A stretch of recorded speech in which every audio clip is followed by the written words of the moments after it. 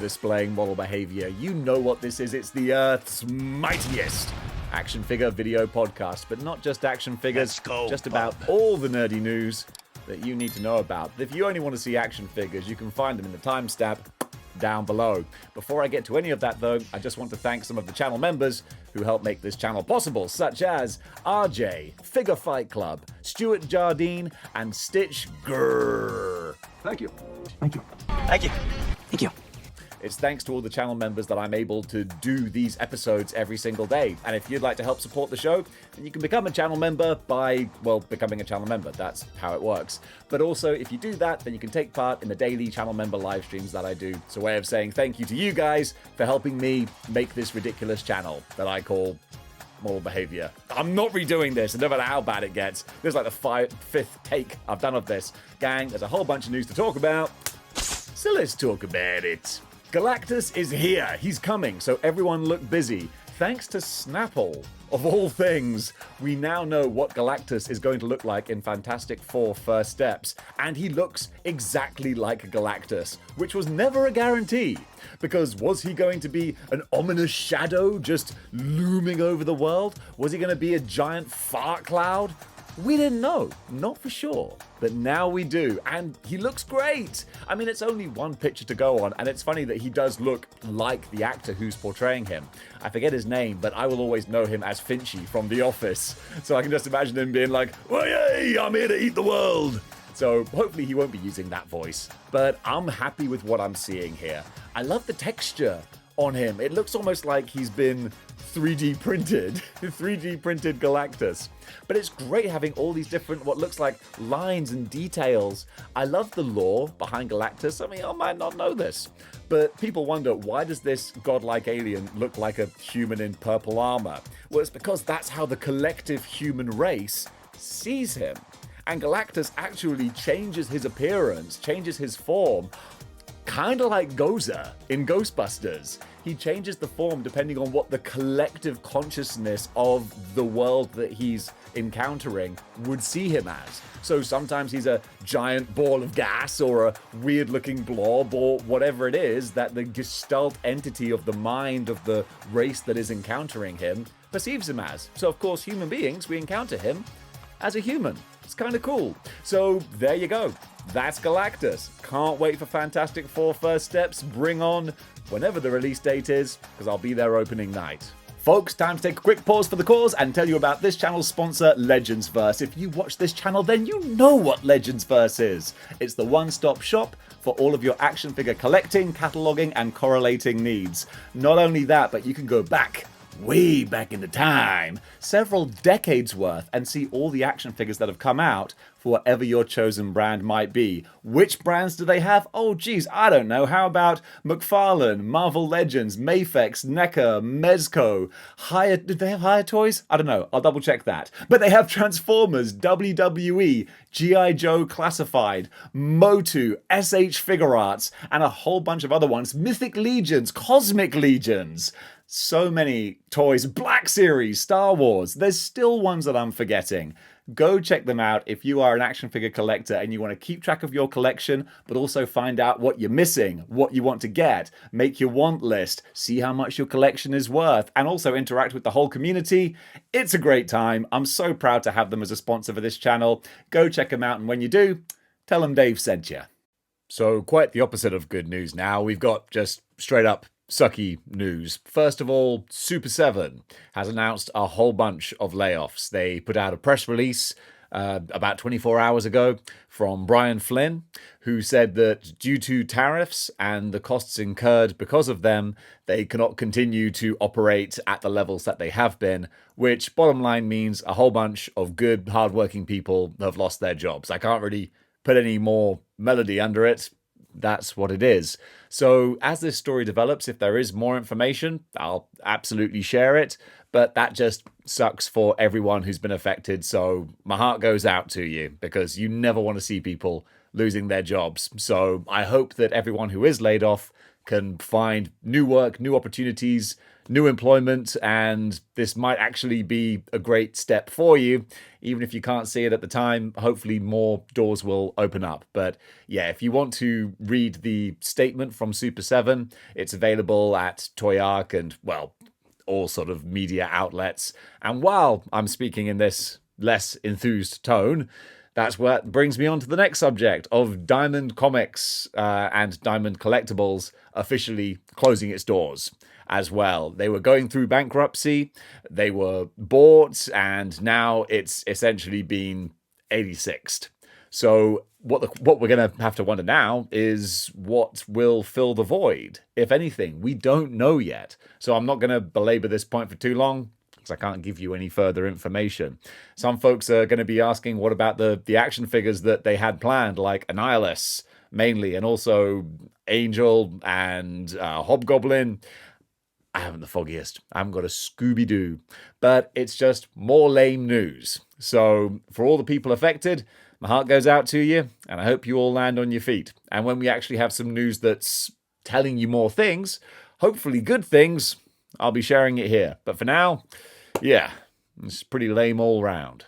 Hopefully you don't get whiplash from me just doing a 180 here with my delivery, because I want to talk about more fun stuff, because this is good news, and I want to talk about Spider-Man, not Homecoming, what's it called? Brand New Day, that's the one. Disney been sharing a little bit of tea at a recent get-together. You want to hear who the villains are going to be for this new movie? Well, they might have revealed them. Let me quote from Comic Book Resources here. Disney just dropped major tea at their blockbuster consumer products event in Vegas. And yes, Spidey fans, it's the moment we've all been waiting for. Spider-Man Brand New Day is coming July 31st. It's going to come around real quick. And rumor has it he won't be swinging solo. Villains teased at the event include Scorpion, Boomerang, and Tombstone. Hard as marble, cold as ice. Chris Higashi shared a sneak peek on Instagram from the exclusive presentation featuring Spider-Man alongside Moana and Buzz Lightyear, while also revealing Spider-Man Brand New Day, Scorpion, Boomerang, and Tombstone. Nuff said 2026 looks awesome. I don't know what it means by revealing. Like, how? Did he just say their names and they appeared, Joe Hendry style? Did he actually show images? I don't know. But CBR are reporting on it.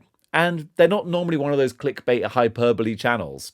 So let's hope that's the case. I really do hope so, because I want to see Scorpion again. Because Michael Mando, he's phenomenal. And I loved him, of course, in Far Cry when he first, played Vaz. And then, of course, in Better Call Saul, he's just terrific. So getting the chance to complete his arc as Scorpion would be terrific. I can imagine Boomerang being kind of like the Shocker, where he's just a one and done, bit of a jokey kind of villain. And Tombstone, who knows what's going to be happening. But it's fun to see more news starting to come out about Spider-Man Brand New Day. And when there is more, you'll be hearing it from me right here, because that's how news reporting works. Smooth, Dave.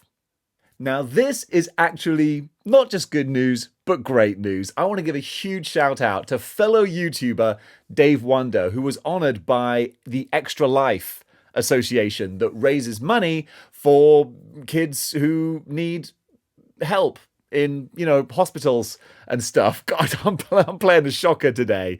Extra Life, I'm sure you've heard of it. So Dave Wonder, congrats on being a top fundraiser for Extra Life in 2024. Together, we will change kids' health to change the future.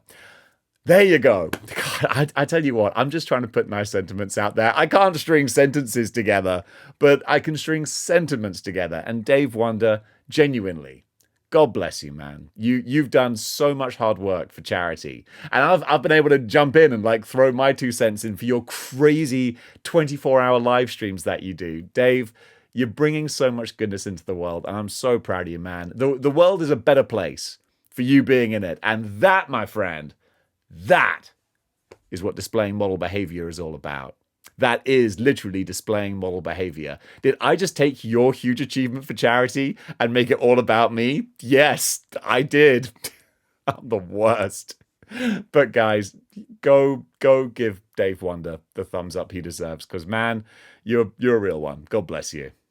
Now this is something that I do know something about. It's Thundercats. It's an 80s toy property. Of course Dave knows this, because I stopped following media around about 1998, but I do know Mumra. And Mondo, yeah, I was saying recently how I'm not a big fan of their animated style figures like their Spider-Man and X-Men figures, but they're more detailed animated figures like the Motus, like the Thundercats. That's the sweet spot for the 1/6 scale figures. Just like I was saying before, if it's too animated, the figure looks like too little butter spread across too much bread at 1/6 scale. But this Mumra, oh, he's got all the buttery goodness of this figure. I'm just gawping at the pictures, but they have to be Gorp worthy because the figure's going to be $280, available for pre-order from June 20th. So he costs a lot of cheddar, so he's going to have to be worth it. But it looks like you are getting a lot of bang for your buck. First thing that my eye is drawn to is his adorable Mumra doggy with interchangeable heads as well. So not only do you have the five different face plates for Mumra, you got the different heads for the dog as well. The beautiful flaming sword effects. Yeah, for a Thundercats fan, I can totally see the appeal of this. So yeah, Mondo, it can be a bit hit and miss with me sometimes, but this one's a winner. The live-action Disney remake of Lilo and Stitch is about to hit the box office and probably dominate, from what I would imagine. So far, reviews are coming in, and it seems to be doing pretty well. Seems to be averaging 8 out of 10s and kind of, upper good sort of reviews. And I'm happy to see that. I'm not a fan of these live-action remakes, but there's clearly an audience for them. And of all the things to remake, I think Lilo and Stitch kind of works a lot better. Certainly better than things like Lion King, where you think just, why are we doing this? Well, money, obviously. And Hot Toys know how to get on that money train. So they've made this admittedly great looking live action Stitch. I love it when it's a character that's not necessarily human, so therefore an action figure version will just look like the thing that it is. Because this is a furry, it's not almost life size, but I was going to say 1/6 scale, but it's not really 1/6 scale because Stitch isn't human sized. You know what I mean. But it's a good sized looking creature. I actually dig it. All those crazy mumble jumble words I was trying to say aside, it just looks like a nice figure. So Hot Toys, you've done it again. The Villains of Old Detroit by JFS Toys are now up for pre-order on the JFS Toys website. Now, I've spoken about these before, so I won't belabor the point, but I can tell you at least now that we do have prices. So just to quote out here, they're in euros. So I guess this is a European company. Well, who knew?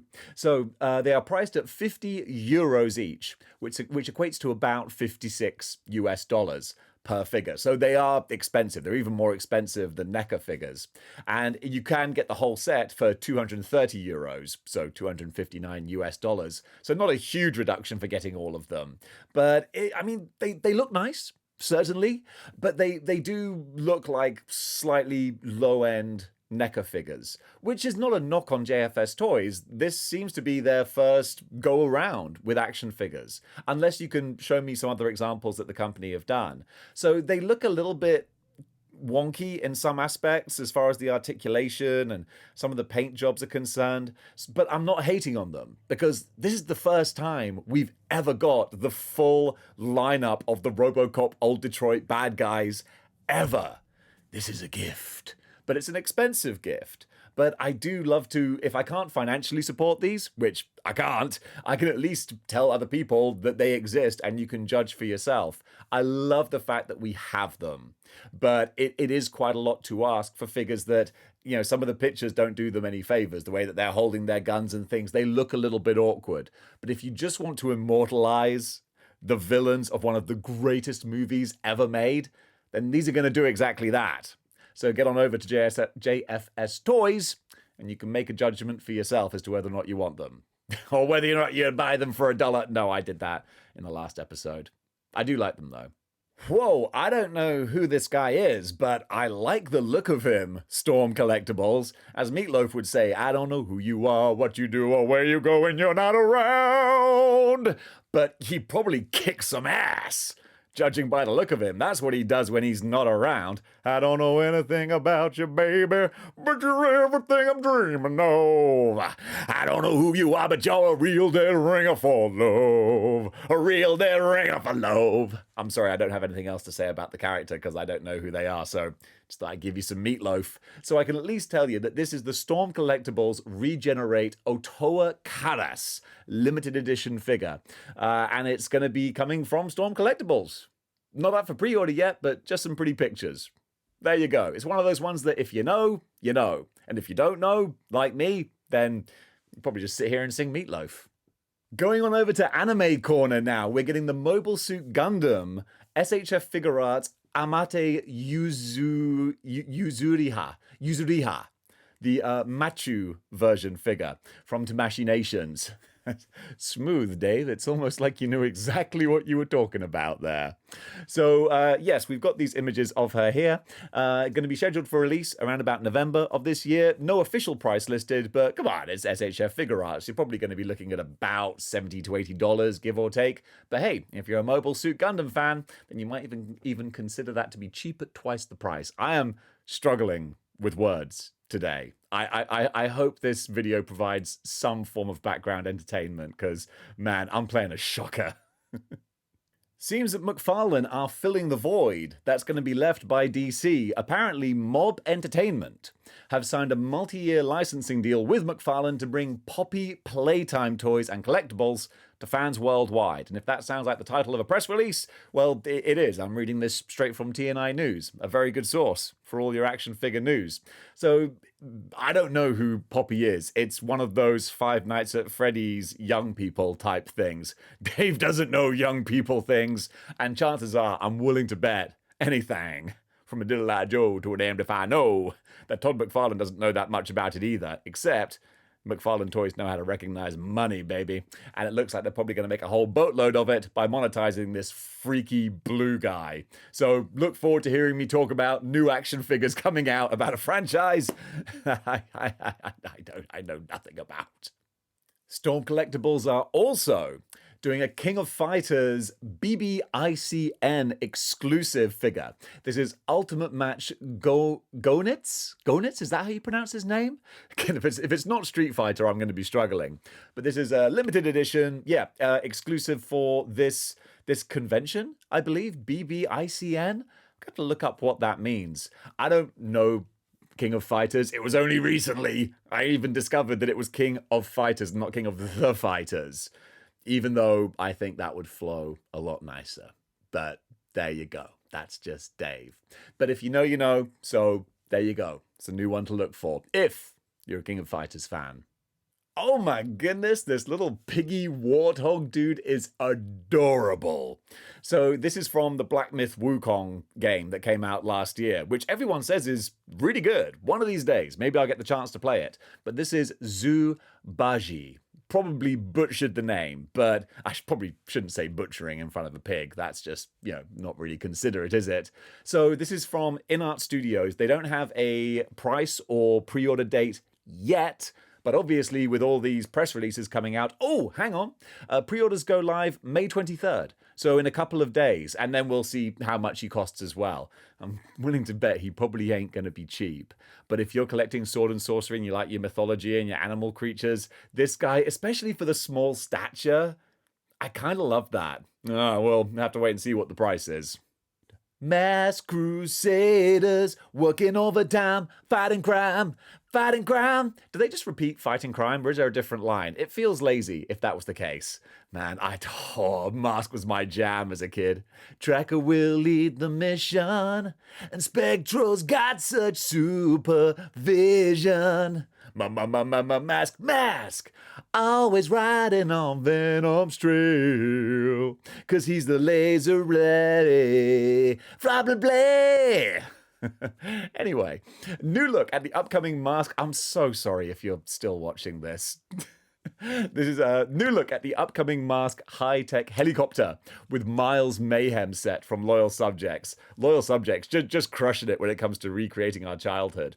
So during New York Toy Fair, it was said that the new Mask line would go up for pre-order at Big Bad Toy Store on July 1st and everywhere else on September 1st. And this particular set here would cost $75. And honestly, $75, I think that's money well spent. Look at this. It's your childhood toys remade in badass adult form. I love it. I dig it. This is model behavior approved right here.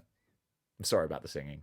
Figma are giving the people what they want to an extent by re-releasing a couple of their Metroid figures. So we're getting Samus in her classic Metroid suit and also in her kind of, I don't know, wetsuit. I know there's going to be official terms for them, but you know what I'm talking about. And even if you didn't, I'm showing you the pictures. So there haven't been any kind of updates to these figures. These are literally just re-releases. They're not like a 1.5 version or anything like that. So I think there's, you know, the articulation and stuff, it could be better. But if you're really desperate for an OG style Metroid or Samus, then I mean, it is really pretty.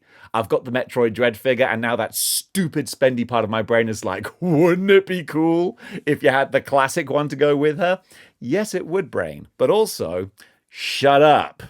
But yeah, they do look kind of fun. So if you want to go back and get a bit of a classic Figma figure, then you're going to be able to very soon. Ooh, I'm going to have to do some homework on this one. We've got Genesis MN LLFD 0316 scale Ling Cage Bringer of the Light Fandy. Anyone got any help for me on that one? Not the foggiest. I'm going to try and do some research and put any information that I can glean in a nice little box below me. So it might mean something to someone. Looks very much like a Japanese video game that someone would play probably for hours upon hours on end. But I haven't a Scooby-Doo who this might be. So stay tuned for this actual episode where we'll find out if Dave was able to glean any more information while doing the edit. Fingers crossed. Up for pre-order now, we have a whole bunch more McFarlane Statues. These were previewed at a toy fair a couple of months ago. Can't remember which one it was. Too many damn toy fairs out there. But now we got all the pretty pictures and the prices as well. And actually seeing the official pictures, I'm still getting closer and closer to getting myself a McFarlane toy or a McFarlane statue because this Carnage, straight out of the 90s, I do love it. I love the look of this Carnage. Very, very cool. Plus, we got the Thing, who looks great. That's just a perfect looking Ben Grimm right there. Black Panther looks decent. Doesn't really do so much for me. I mean, obviously, Black Panther is just a very basic black design. Doesn't pop off the shelf too much. Unlike this Spider-Man, who, again, that's another one. This Spider-Man plus that Carnage, they can make some beautiful, beautiful music on the shelf. So there's a whole bunch of cool stuff coming out from McFarlane figures. And yeah, one of these days, Todd, one of these days you're going to get my money. It might be one of these. Time will tell. Oh, I almost forgot to mention the Beast as well. One more addition to that Jim Lee cover lineup that he's doing. And this might be the prettiest one yet out of all of them. I mean, so far, what have we got? We've got Wolverine, we've got Cyclops. I know we've got a couple of others as well, but my brain just went blank there. You know what? I'll throw in some images if I can find them. But this Beast. Oh, we've got Magneto as well. But yeah, Henry McCoy here. That looks great. They all do. I was thinking of getting these to make that collection, and I thought, no, Dave, you've got action figures to make that collection if you wanted to. But it's tempting because they all look really great.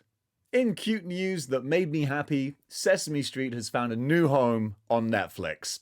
Only a quick story, but I'm just very happy that Sesame Street is still going to keep on going and keep helping to teach kids good values and moral understandings and just all the stuff that I think we could do with in the world today. So very happy. Go on over to Netflix. Hey, don't get me wrong. I'm not saying that Netflix is like the greatest, most moralistic company in the world or anything. I'm just saying it's nice that Sesame Street has a new home.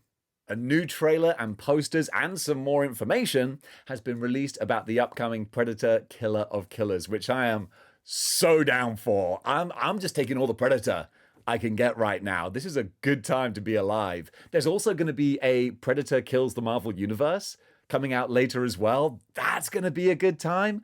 I'm eating well as a Predator fan, and soon we're going to get Alien, the Alien TV show as well. Dude, it's a spoil of riches right now. Finally, the people who grew up in the 80s and 90s are making content, and we're making content for us, and you gotta love it. I know it won't last forever, but while it does, it's a good time. This show looks great. I'll do a review of it when it finally goes up, because I'm sure I'm just gonna that'll be the first thing I do that day, because I'm personally really excited for this. The animation looks very, very pretty. Hopefully it's nice and gory and over the top as well. Love the fact that they're visiting different time periods. This is got my hopes up. So don't let me down, Predator Killer of Killers. You have to actually be good now.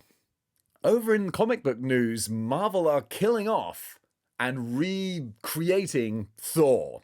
So this summer, Immortal Thor becomes quite mortal. In issue number 25, they're going to be killing off the God of Thunder, but then relaunching him via Thor #1 by Al Ewing and Pascal Ferry. And it seems like this might be taking place in an alternate world or something like that, because apparently this is a world in which Norse gods do not exist. And this dude just wakes up one day with a hammer, and the rest will play out. And I'm down for that. I've always loved the character of Thor, but I've never really got into him for like a long-term storytelling, because I'm always more of a grounded kind of person. When it does get big gods and mysteries and cosmic type stuff, I kind of lose it. But I want to jump on with a Thor story. So this might be a new one to go for. It says here, Thor gains a mysterious new identity in Thor 1, launching in August. This fresh era follows Thor's death and rebirth after the conclusion of Immortal Thor 25. Classic lore is revisited as Thor awakens as a man with a hammer in a reality where Asgard never existed. So yeah, roll on. Later this year, I'm going to be excited to check this out. It's got covers by Alex Ross, which always just gives a certain gravitas to any project. But yeah, once again, I found another thing for me to get high hopes for. I'm setting myself up for a lot of heartbreak for a lot of projects, but who knows? Maybe they'll all come through. This is one I'm sincerely hoping it does. This is kind of cool and also slightly surprising as well. Marvel Comics are doing a Fantastic Four First Steps comic book that serves as kind of a prequel to the new movie. But what surprised me is that this is apparently the first time that Marvel have ever done an MCU prequel book. I just kind of assumed in the back of my mind, like, nah, they must have done that. They actually haven't. This is the first time that they're doing it. So that in itself was news to me. But it's going to be kind of fun. It looks like they're full-on recreating the front cover of the original Fantastic Four #1. So that's kind of cute. But yeah, if you want to see what events led us up to the start of the movie, then you're going to be able to in the pages of Marvel Comics. Today in Artist Alley, it's Stanley Art Germ Lau, who is a very prolific and successful artist. This isn't like some small creator that I'm shining a spotlight on, but sometimes I want to shout out the big dogs too, because they just make the prettiest pictures. And it was this Age of Apocalypse Jean Grey. I'm on an Age of Apocalypse kick right now. So when this popped up on my feed, I was like, oh yeah, you're going in the thumbnail. You look fantastic. And of course, I looked through the rest of his portfolio and it's just, dang, like Seamus would say, banger after banger after banger. Go check out his work on Instagram. Today's cosplay cover artist is Frizzy Lifts. Go give her a follow on Instagram. Tell her Model Behaviour sent you. She won't care. And folks, that does it for good news for today. What did you think about the items covered? Comment below and let me know. And if you like what you see here and you want to see more, then give us the old hacksaw Jim Duggan. Ho! A thumbs up really goes a long way. And if you want to help out the channel and help keep Dave alive, then you can do by getting a channel membership. By getting one of those, you can take part in the daily live streams that I do. Just today, we were doing an unboxing and a review of the Mezco Fantastic Four set. Finally, after all these years. Yesterday, I did a live walkthrough toy hunt in Forbidden Planet in London. Before that, we had the Model Behaviour members pub quiz. It's always a good time. So if you'd like to join us, there's always a place for you. So gang, thank you so much for watching. And until next time, keep displaying model behavior.